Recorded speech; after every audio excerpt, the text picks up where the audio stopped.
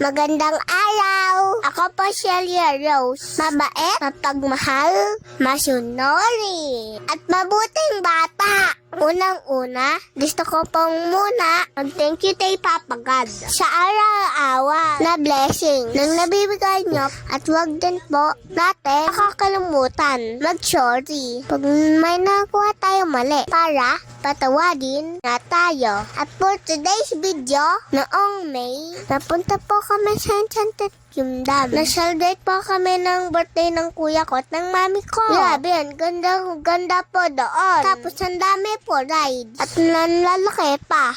Ang layo po ng biyahe namin. Pero okay lang. Kasi konting tao. Kaya nasulit namin.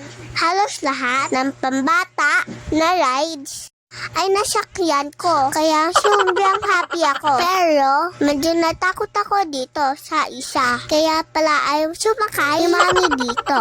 Dahan-dahan tumaas, tapos biglang bababa ng mabilis. Kaya nakakatakot ang taas. Tapos up and down and up and down. At tigil sa gate na. Tapos up and down ulit. Nang ang bilis. Napatulo ng luha ko. Ay sa akin nakatinin si Daddy. Sabi sa akin ni Daddy, kaya mo yan, Aliyah. At kakayanin ko na. Kasi no choice na. Nakasakay na ako. Sigaw-sigaw pa ng babae sa tabi ko. Natatakot din ata. Tawa naman ng tawa ang manakuya ko.